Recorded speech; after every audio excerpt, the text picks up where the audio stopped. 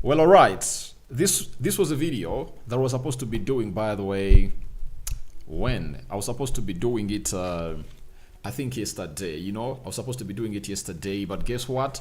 It never really came to pass, and I said that I should come live and obviously have a chat with you, the viewers of this channel, and you are the United Matters channel. So smash the like button, comment and share if at all you're watching us for the very first time. Endeavor to subscribe to this channel so as not to miss out on stories that we do upload in here on a daily. And they play in the Football League, if at all I'm not mistaken, and Man United is hosting them today at Old Trafford. And guess what? A lot of things are really going to be happening at the stadium of Old Trafford. And could this be the start of our run, of our running of games? Because Manchester United has found themselves in a situation of really not being consistent. We started off the season by beating the side of Fulham by 1-0. We lost to Brighton 2-1. We lost to Liverpool at Old Trafford by 3-0. And away from home, against a team known as Southampton, we went ahead to obviously win by 3-0. And today it's a Tuesday. We last played on a Saturday, and we are charged for this kind of game of football. Yesterday, as Erik ten Hag held the press conference of the Carabao Cup, he said that the following players are really out: Tyrell Malacia, Luke Shaw, Rasmus Højlund, Mason Mount, Lindelof, and who else? I think those are the players that are really out. And for those that we were worried about, that is what is his name? We are worried about a player called Mazrui, Lisandro Martinez, and Matthias de Ligt. The manager came out and told us that these players are doing fine, and there is no reason to worry about their fitness status. They trained with the club of Manchester United yesterday, and they are ready to go to see to it that they obviously put in a very huge fight today as Manchester United takes on the side of Barnsley. And we all know to it that this should be a must win, and Erik ten Hag is going to field a very strong team. But rotation is inevitable in a kind of game like this, because ten Hag wants to keep his players fresh, most of them, as we prepare to take on Crystal Palace on Saturday at the Selhurst Park. Smash the like button, comment and share, and continue to subscribe, because we want to hit 20,000 subscribers before the end of this month, and let's obviously make it a deal that we'll hit that magic number. We thank God for the gift of life, the Muslims. We thank Allah for the gift of life, and let's head into the mix and talk about Manchester United. Remember, it is now 18 months since Manchester United last won what we call the Carabao Cup. You all know to it that in 2023, around March, that's when we went ahead obviously lift that trophy, and it's 18 months since we last went ahead obviously win it.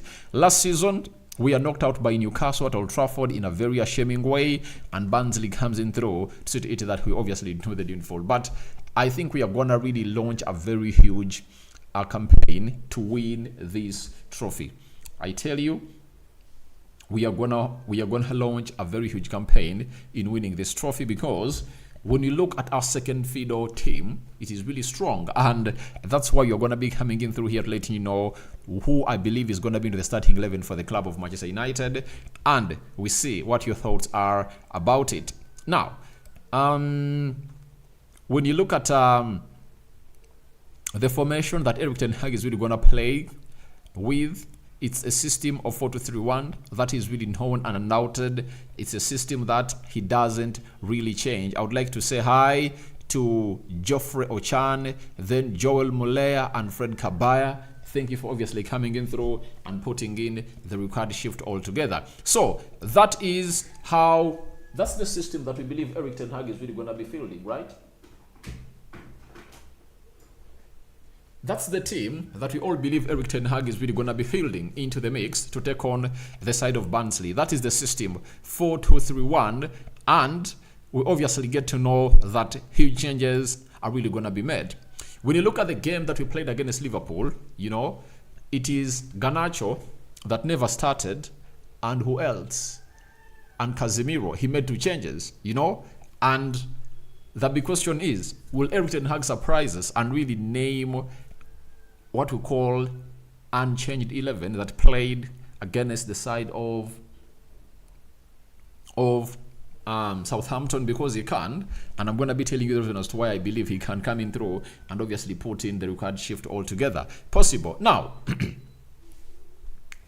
in goal, David Raya, oh my God, Andre Onana has been really in between the stages for Manchester United, and even last season when it came to the Carabao Cups and the other tournaments, it was Onana taking center stage, and Bendeir went ahead to obviously feature for the club of Manchester United in the game that we played. Was it against Wigan or Newport? One of those two games. He came in through, I think it was Newport, and Onana had to return and when Onana returned, he obviously saw himself take back that position. So as it stands right now, Manchester United is really willing to see to it that this guy is really going to be starting. And I think last season, it was all about Andre Onana making very many mistakes, and the manager was like, the best way to obviously put him into a safe spot is by not really getting in Bendeir, because you all know to it that Bendeir is a very good goalkeeper, and when he really gets into that team, you saw what he did. And when Andre Onana is getting those bad performances and you get in Bendeir to put in a very fantastic performance, people will be like, and the fans, why don't you bench Andre Onana for this guy? You understand? So I think he did it to protect Andre Onana, and I believe Onana has gone ahead to settle in, and we're going to see him that this season he's really looking good. 4 games played, and he has gone ahead to keep 2 clean sheets. You understand? Now, and the most clean-sheeted goalkeeper is the goalkeeper of Liverpool, who goes by the names of Alisson Becker. If at all it's 2-3, I think it's not far off. And today we believe that Bendeir is really going to be coming in through in between the stitches for the club of Manchester United to obviously do the job for the club of Manchester United. And him coming in through to obviously start has really went ahead to make lots of stories and news, and that's why we've gone ahead to get in a story like this from Manchester United, and Bendeir coming in through to obviously have a say about his start. He said, you have to be ready for every match because there are many matches. I'll be ready, and if I have a chance, if I am in goal, I'll show up and do my best. That is Atel Bendeir, and that is what he has said, that he has to be ready for every match because there are many matches. They're really going to be coming in through for him to really represent the club of Manchester United and fight for the badge. He's ready, and if a chance comes that he's in goal, he'll show up and do his best. Obviously, we know it that he's really going to be doing his best as a goalkeeper that we signed from Turkey. And his love for Manchester United is really genuine because he left a club where he was playing game in, game out. He sacrificed his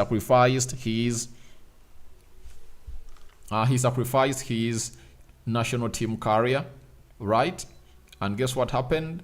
He really found himself in a position of really putting in the required shift altogether to see to it that everything really comes to pass.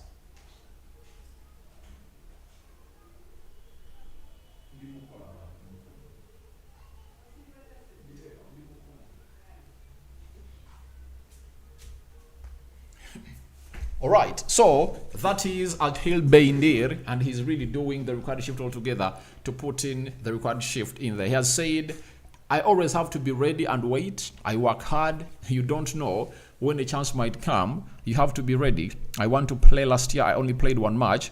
It's enough, but in life, anything can happen. That is Bendeir. So, as I told you last season, he played 1 game, but this time around, there are very many games that are really going to be coming in through as Man United is really going to be taking part in 4 competitions. Though Ten Hag has gone ahead to say 5. You understand?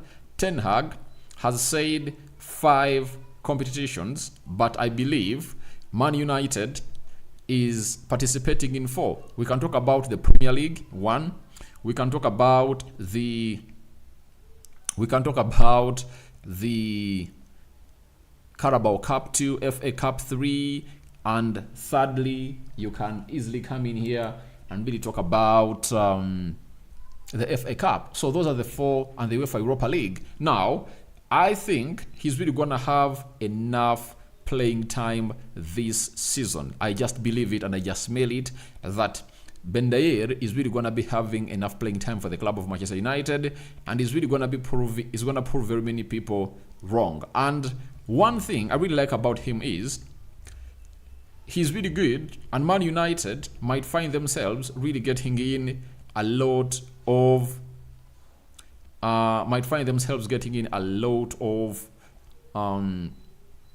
money from his sell. Why? I can give you a reference at the club of Arsenal. You remember at Arsenal when was it paid? It was Bernard Leno went ahead to get an injury.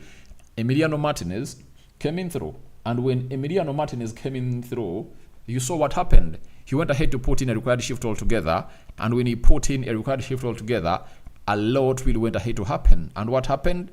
He put in the shift, and the shift resulted into him being sold to Aston Villa for £20 million.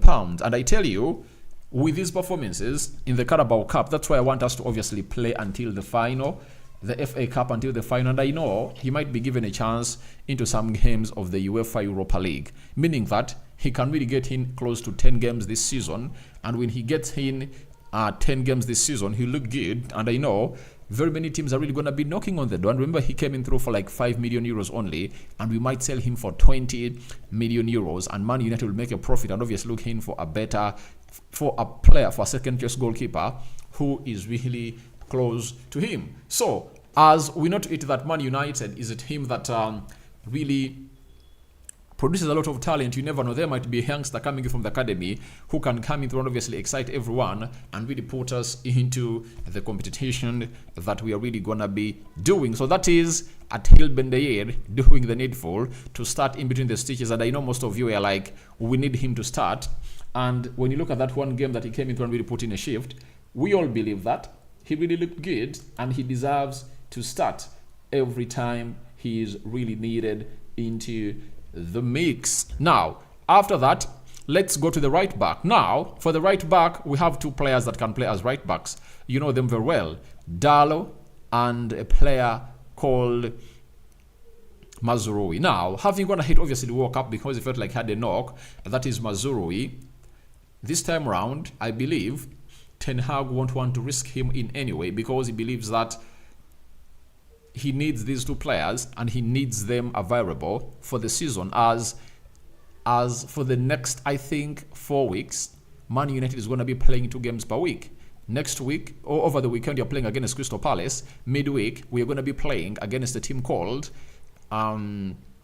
is it FC20? There is a team you're going to be playing that is paying a visit to Manchester United at Old Trafford. That is on Thursday. And then we'll continue to play in the Premier League and the UEFA Europa League. That's how it's really going to be tight, meaning that you'll need these players around and very okay to put in the required shift all together. Now, secondly, we can see who can play as a right back. I think it's going to be Diego Dallo registering himself an assist, though he really went ahead to have a horrible first 35 minutes of the game, but he later picked up and really played very well until the end of the game. Not until he redeemed himself with that assist. I believe he's really going to be played as a right back, and I believe that we are missing a lot of him, especially in his offensive game, when he's being played as a left back, because he will obviously need to shift to his strong foot. That is that foot to put in the required shift altogether. Yet, if he's playing as a right back, he just slots in that cutback like he did for Arnold Garnacho, and the rest is history. Now, the left back position. One will ask, Rokan, we've heard you say that Erik Ten Hag is going to be resting the lad called Mazraoui. And Luke Shaw is not yet back, and he might be really in contention to return as we play against Crystal Palace. And the manager is going to have to really drop a huge hint on not hiring him and Rasmus Hojlund plus Tyrell Malacia. That means we need in a different kind of player altogether. And who's really going to be playing as a left back? Is it going to be Lisandro Martinez? I say no.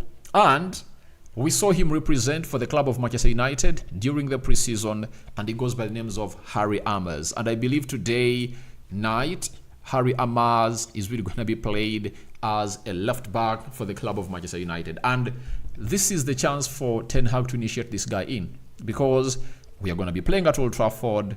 We are going to be the strongest side on the pitch. He has to come in through and really put in the required shift altogether to see to it that everything really moves on well. If you could defend Fabio Vieira, if you could defend Mohamed Salah, deadly striker, into the preseason, then you can tell me that he can fail to defend the side of the championship. And I know he's really going to be getting in minutes. Whether he starts or he doesn't start and the manager puts him on the bench, Harry Amass will come in through and obviously start and do the due diligence for Erik ten Hag, and with the fans are really going to be proud of him into the mix. So I believe it's really going to be Harry Amass playing onto the left back position for the club of Manchester United. He's good defensively, and you know what he does when he really crosses the line? He puts in the required shift altogether as anticipated. When we go to the right-sided centre-back, right-sided centre-back, I believe that Harry Maguire is really going to be getting his nod into that team and is going to be played as the right-sided centre-back. That is Harry Maguire for you. So Harry Maguire is really going to be played as a right-sided centre-back for the club of Manchester United, and no one is really going to be standing in his way as a player. That is Harry Maguire. So as it stands for now, Harry Maguire is really doing the due diligence, and he saw to it that when he came on through, he really looks good. And I was on a discussion yesterday night on a panel, and we were discussing things concerning Man United, and guess what? I was telling people there is a person who raised a concern about Harry Maguire, and it was like, Erik ten Hag dethroned Harry Maguire off his captaincy, and that was something bad, and the English media is not happy with him. But I asked him, tell me, when has Harry Maguire played his best football for the club of Manchester United? When he still held the captain armband, or when he still never held it? And he also said, all right, you're right, because ever since ten Hag took him off the armband, he is really looking a better player. You understand? And he's really playing the best football ever since he joined the club of Manchester United. And you remember, before the likes of Ashley Young left and very many others who are really captaining Manchester United, before the manager, Ole Gunnar Solskjaer really went ahead, obviously, think about making Harry Maguire the captain of Manchester United, a decision that I've never gone ahead, obviously, acknowledge and give green light. Harry Maguire was also playing well, but when they gave him the captain armband, everything went south, and he really looked very bad because he really had a lot of pressure onto himself. Left-sided centre-back, I think it's going to be John Evans. I know Lisandro Martinez is really going to be rested. So that is my back five that I believe Erik ten Hag is going to be fronting today as we take on the side of Barnsley, and United will obviously be doing the required shift all possible to put in the best of performances. And I believe that backline can do the job. It can finish the job. At a certain point, I know he'll obviously take off like Harry Maguire and John Evans to field maybe Matthias de Ligt and Lisandro Martinez to play in like 15 minutes to see to it that they really improve on their partnership as we prepare to play against a team known as Crystal Palace, very boggy side over the weekend. Now, we go to the midfield. Now, the midfield, I'm having a belief that this man has to start. As you see that Ugarte and Harry Amass to start. 100% believe that Manuel Ugarte is going to be given a chance to start into this team that is going to be taking on the side of Barnsley. That is it. It's in my head. I know he's really going to be starting as he played 20 minutes as we are playing against Southampton for his debut, and it was just a cameo. And we are just waiting to see what is really going to be happening when Man United is really doing the due diligence and putting the required shift altogether at the side known as Old Trafford. So for me, I believe Manuel Ugarte is really going to be starting his first game for the club of Manchester United tonight. You understand? And after that, we asking ourselves, who is he going to be partnering with? Because we are having Eriksen, we are having Casemiro, we are having Kobe Mainoo and Toby Collier. Now, all those are players that can play alongside Ugarte very well, but you have to look through on the levels of the game and who started in the other game and never started this game, and you understand that a huge rotation will obviously be made, and those players that just came on off the bench deserve huge chances to obviously come into the beautiful game of football. And I believe it's really going to be Casemiro to play into that double pivot with Manuel Ugarte. And we might see a better Casemiro, by the way, when he's being played as a number 8. I cannot rule out how good he's going to be when he's being played alongside Manuel Ugarte, because Manuel Ugarte will obviously find himself in a position of really shielding the back four, and Casemiro will be given green light to obviously play well into what we call the box-to-box role. If you looked well at that line-breaking pass that Casemiro went ahead to do when United was really playing against a team called was really playing a team called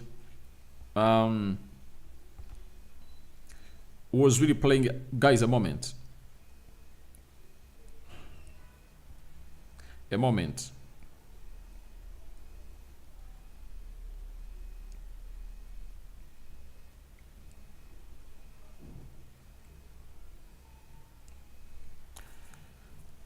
So when you look at what United went ahead to obviously put out into the mix, look at that pass for the third goal.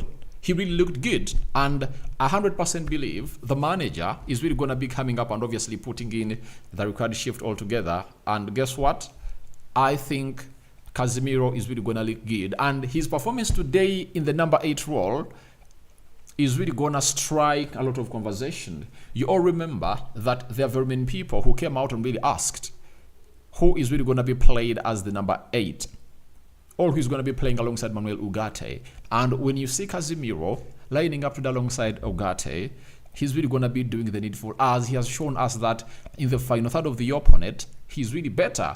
If Casemiro has gone ahead to really score very many goals in his first season as a deep-lying midfielder, or as number 6 in that game, we will all understand what he can do into that area. He has the brains, he has the shots, and he can really find in that line-breaking pass. He's a Brazilian, and you know what Brazilians really bring in through. So I just can't wait to see him play into that number 8 role in the double pivot alongside Manuel Ugarte tonight, and see what he has to offer for the club of Manchester United. But all in all, I'll let you know that a lot is really happening into the job of Casemiro today. And I know Ten Hag is going to get him on the pitch because he never started in the game of Southampton. And headache is going to be really created for Erik Ten Hag, because he will need to choose the right partner for Kobe Mainoo. And I believe Manuel Ugarte today is really going to be played 90 minutes, as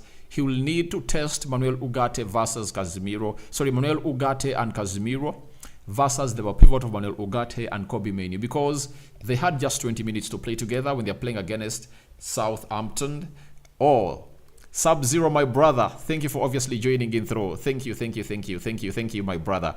Thank you for watching in through. And so Erik Ten Hag is really going to be having huge headache, provided Casemiro comes in through and really makes a very good partnership with Ugarte, and Ugarte also makes a very good partnership with Kobe Mainoo. We'll be waiting to see who is really going to be the ideal partner of Manuel Ugarte into that double pivot of Manchester United. But I tell you what, it's really going to be an interesting game to watch on how Casemiro is really going to be coming in through and really putting in the required shift altogether. Now, we go to the central attacking midfield of Manchester United. Who is really going to be? Is it the central attacking midfield? Let's first go on to the right forward. Right forward, Amad Diallo, who was the main man who went ahead to do the job as we played against Southampton and really did very well and bagged himself an assist, meaning that 4 games, 1 goal, 1 assist, 2 goal involvements for this player, and that is something great for the player. So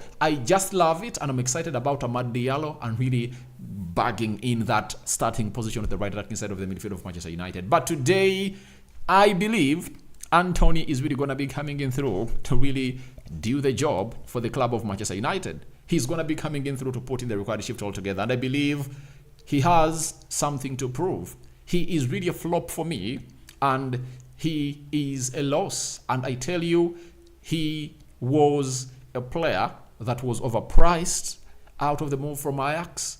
100 million euros to Manchester United was uncalled for, but everything is not going on well for him. But he has a chance to come on today playing against this side in the Football League to really prove to us that he can do the needful. And I remember last season I told people that one thing I really don't understand about Anthony is you cannot skip past a player who plays in the Premier League, and now a player who plays in the Championship comes, you can't skip against him. Even a player who plays in League One and Football League, you can't. Then who are you going to skip past? Who are you going to cook and roast? That was my huge question. And the guy couldn't really do the due diligence for himself. And this is the last dance for Anthony. It's a make or break season for him at Manchester United because we don't have time for him. We don't have time for him. I tell you, we don't have time for him. And there are very many other players coming in through from the academy. They're really looking great. The Shearlesses of this world are really good players that are really proven in the academy, and they can come in through and really take on into the next level. And when you look at the right forward position of Manchester United, however much Jadon Sancho is going to hate to leave to go to Chelsea, a team that my friend Sub-Zero supports, guess what happens? He's still a third tier. So he's still a third fiddle in selection of who the right forward of Manchester United is supposed to be. Even when Erik ten Hag says, I'm not going to be starting Amadi Diallo, Garnacho will start off the right. And even tonight, you might see Anthony started off the bench and then Garnacho starts. It's possible. And then Ten Hag plays Marcus Rashford off the left. It's possible, and it's really something that I cannot rule out. But I believe Anthony has a chance to obviously find his boots back. On the left forward, I believe it's going to be Garnacho. I think Marcus Rashford deserves to be rested, and he just has to come in through and really play in like some 15 minutes to obviously keep his fitness. You never know, he might come up and obviously put in an assist or a goal to really keep his rhythm, because he scored his first goal for Manchester United since March this year, and it had taken him 12 to 13 games without scoring a goal for Manchester United. But he went ahead to score a beauty against a side known as Southampton. So Garnacho came off the bench and also scored, meaning that it's a must. If there is a player that I bet to start into this game of Manchester United, it's really gonna be Alejandro Garnacho. That is it. And I believe against this side, he's really gonna be very deadly, and he's really gonna put them down, bury them, and really score those beautiful goals. And you never know, he might bag him a brace tonight. That is Alejandro Garnacho, provided the man that I believe is going to be played as a central attacking midfielder, that is Bruno Fernandes, comes in through to obviously do the due diligence and release these players on time. Now, when you look at Bruno Fernandes, by the way, Bruno Fernandes Borges is a player that Erik ten Hag plays every game. You all know that. Ten Hag plays this guy every game. And in the due course of playing him every game, they really trust him. And I tell you, if your salary now is at £375,000 a week, that means you have to really play every game. You have to play every game. And that is Bruno Fernandes Borges for you. As you see him there, a lot is really doing great for him. Now, after Bruno Fernandes Borges, who is really going to be leading the line? It's either Marcus Rashford, Ethan Whitley, or Joshua Zirkzee. And I know for him to strengthen more and really get confidence, Ten Hag believes, or I think Ten Hag will get him on the pitch to start, because he knows to it that United is going to be into the driver's seat, and we're obviously going to be attacking this team left, right, and center. Chances are going to be created, and Joshua Zirkzee deserves to get himself a goal in this game. And I think that's what Manchester United is really going to be doing, as ever since he scored against Fulham, he hasn't gone ahead to put that ball or bury that ball in the back of the net, though he has been getting chances. You remember in the game of Southampton, he found himself denying Garnacho his goal because he was in the offside position. Then in the game of Liverpool, he had 3 shots on target, and I think he had one of the close. He had, by the way, the best chance of the game, because they crossed that ball and he was in the mouth of the goal and he obviously headed that ball into Alisson Becker, you know.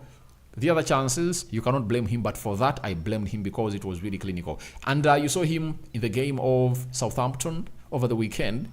That ball that was really given to him by Kobbie Mainoo, he sends the goalkeeper the wrong way, and unluckily, guess what happens? He put himself into a situation of really going onto the left bottom corner, and from nowhere the defender really blocked that, and it really never came in. It never really gifted him what he wanted. So I believe that's going to be the starting 11 for the club of Manchester United, and I believe it's going to be a 3-0 win for the club of Manchester United, and that's my prediction. I don't know what your prediction is, you my mates, but you can go into the live chat and really tell me what your thoughts are about it. So that is my probable starting 11 tonight, and Erik ten Hag is going to obviously hint on something that is going to hit to worry me, guys, and I'm like, is he really going to really shock us? Because in his own words, talking to Manchester United TV, Ten Hag was asked on rotation, and these were his own words. He said, rotation, but we also have to build a team, and we haven't been able to work on patterns and automatisms so far because the players arrived late. We did that before the season with many players, so we have to think about that, meaning that Ten Hag might be thinking to go in for what we call his strong 11. Don't be shocked if Ten Hag gets Bendeir in goal, Dalot right back, Mazrui all right or left back, Matthias de Ligt, rests Lisandro Martinez and gets in Maguire. He gets in Kobbie Mainoo, Manuel Ugarte, Bruno Fernandes, maybe Anthony Garnacho, and maybe Marcus Rashford. Everything is possible. Guys, tell me, how do you find that statement? Ten Hag looks like he's ready to put in a strong side. So, let's wait and see, because we are how many hours from the game? 6, 7, 8, 9, 10. 5 hours to the game between Manchester United and Barnsley, and we'll wait to see how everything is really going to be panning out. Now, let's go into the live chat and see what you people have to say. Godfrey Ochan says United 3, Barnsley 1. Then Joel Muller says nothing to worry. This is a must win for Man United. United 3, Barnsley 2. Oh, you cannot even think of a clean sheet. Fred Kabaya, good evening Aradi. Good evening Kabaya. Samuel Busiku Wadamba, 3-0 for United. John Viamokama, thanks brother, we shall win blood, no worry, alright. Sliden Chudimasa, Man United win. Godfrey Ochan says, with the warm welcome that United gave to Onana, Onana is fired up. That Uganda gave to Onana, Onana is fired up. Bendeir is our next upcoming Van de Sar. Alright, thank you. Then Nas 2-1 win to Manchester United. Sub-0, awesome job, brother. Thank you, my brother. Godfrey Chan, Casemiro is good at box-to-box. All right, I also think so. He's really going to be putting the required shift all together. Kakuru Robert, hey, RD. Why do Ten Hag fail to make sensible substitutions? For example, Southampton, he had a chance to score more than 5 goals, but only 3. Couldn't he bring attacking forces to create and score? Now, this is where people get it wrong, because Erik ten Hag never had a chance to do that, because 3 of his defenders that featured in his back line went ahead to get knocks, and he couldn't want to risk them to keep on the field, obviously exaggerate the injuries. Mazrui was taken off because of an injury. Matthias de Ligt was taken off because of an injury, and even Lisandro Martinez was taken off because of a knock, and we had to preserve them because we are leading by 2-0. That's why Harry Maguire, John Evans, and Casemiro came in through to put in the required shift all possible into the mix. Now, Moses Waboni, Aradi, thanks for the updates. All right, thank you. But Aradi, we are unhappy with how Erik ten Hag brings his lineup. But I believe his lineup is okay. For me, sometimes, I just believe that if he makes 2 changes, that's not bad. That's not bad. But for me, all I want to see, Erik ten Hag having his starting 11. And I believe he was an Ugarte away from really getting, and Matthias de Ligt from really getting his starting 11 that is really going to be unchanged. And guys, I tell you, Over the weekend, if no player gets injured, you'll see to it that it's Onana in goal. I'm talking about that game when you're playing against Crystal Palace. Mazuri right back, Dallo left back, Matthias de Ligt right-sided center back. Then when you talk about Lisandro Martinez, he's going to be played as a left-sided center back. Ugarte and Kobe Mainoo are really going to be played with the double pivot for the club of Manchester United. Bruno Fernandes playing ahead of them. Right forward, it will be right attacking midfield. It will be Amad Diallo. Left attacking midfield, it will be Rashford, and Zirkzee will lead the line. And that lineup will continue to play huge games in the Premier League. And that's going to be his starting 11, you know. It's going to be his starting 11. And it's not really going to be changing a lot. That is it. So, let's just give him benefit of that. I told you, let's give him 10 games. 10 games, he would have gone ahead to find the rhythm. And his players will be doing the needful. If he fails to obviously to deliver in 10 games, I think he also knows what it means. Pressure is really going to be mounting on him because United brought in Ruud van Nistelrooy, who is a complete coach, and they turned him into an assistant coach at Manchester United because they want him to learn these players. And if at all Erik ten Hag doesn't perform very well, they will be willing to obviously make Ruud van Nistelrooy become the manager for the club of Manchester United. Then Ivan Kimobo, thank you for watching through. Then Fred says United 3, Barnsley 0. Then Ivan Kimobo, United 6, Barnsley 0. Oh my God.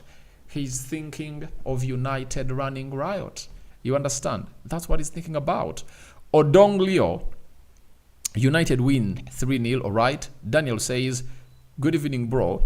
I hope today we're going to make it. Obviously, at Old Trafford, unless otherwise something goes wrong, but I see a win of Manchester United written all over this game of football. So, guys, thank you very much for watching through. I don't know what your thoughts are about this beautiful game of football, but remember, we are really working hard to really improve our studio. And if at all you feel like you want to really give us a hand in obviously constructing our studio and really making it better, lighting, the background, other gadgets, please do the needful and go into what we call, when you go into our videos, there is a WhatsApp group.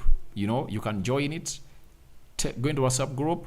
I'll add you. After adding you, you will obviously tell me, Rokani, I'm so and so, and I'll obviously go into your DM and we can talk. That is it. So, Sub-Zero says United win. The Chelsea man is giving us a win, and he has his narrative about Jordan Sancho. And if you really know the channel as Rokan Media Football, I'm planning to obviously hold a very huge discussive conversation that is really very, very extensive with Sub-Zero because he's a knowledgeable man whom I found on TikTok, and he's really so much knowledgeable about football. And I think we can really hold on to a very interactive show, and I think he's the right person for me to obviously hold these match previews of Chelsea, and we can really do those pre-recordings or see him come live and see how things really move on. So, a Chelsea fan is saying United is winning tonight, and I also believe we are winning by 3-0. And guys, I'm going to be returning, 1 hour to the game. We'll be doing what we call the match day live. And then after the match day live, we'll come up with what we call the match reaction. After doing the match reaction, we commence it with the player ratings. But early morning, we'll obviously come up with what we call 5 things or 6 things or 7 or 8 or 10 we learned from that beautiful game of football that United would have gone ahead to exhibit at the stadium of Old Trafford. But Erik ten Hag is all charged up, and Man United is really geared up to it that everything really moves on as to pass. And United has to do the due diligence to really go through and really win this beautiful game of football. And I know players are starting to arrive at Old Trafford, and people are really excited about Toby Collier. People will be like, Rokani, what about Toby Collier? I think Toby Collier is a very good goalkeeper. Sorry, he's a very good player in midfielder, but to the extent of that Manchester United is at, as far as putting the manager on pressure is concerned, I think Ten Hag is going to go strong. I have that belief. However much I believe that there are changes that Ten Hag is really going to be making, but I see him going strong. And in this starting 11, you might not see maybe Anthony starting or who, and he might go with the same starting 11 because he's talking about the automaticisms and the formations that he believes that he needs to obviously improve on the patterns of the players that he believes are really going to be into his starting 11. So we wait and see how that pans out. But it has been a 40-minute video as planned. It was supposed to be done yesterday, but my internet was really disturbing me a lot. My internet service providers really betrayed me, and I was like, I cannot come in here to work on slow internet, not until the obvious went ahead, obviously rectified, and that's why I'm here to discuss football matters with you. Then Emmanuel says, for me, I'm not happy with Ten Hag for not playing our second goalkeeper, which is not good. But I think today, Ben Dayer is really going to be starting. If at all you've gone ahead to watch his interview via the United or the Manchester United TV, it has all indicators that the guy is going to be in the stitches for the club of Manchester United. So, may the living to God bless you abundantly. The Muslims, may the living to Allah bless you abundantly. And we sign out for now. See you later. I love you all, but continue to subscribe to this channel because we want to hit 20,000 subscribers, right? And I'm out. Rokan David remains my name. Ciao, ciao. It's a 5-finger salute. See you guys in the next hours from now. We are going to be heading to Rokan Media Football and discuss things on concerning Manchester United. There we talk Chelsea, Arsenal, any football team on planet Earth. But here we strictly talk Manchester United.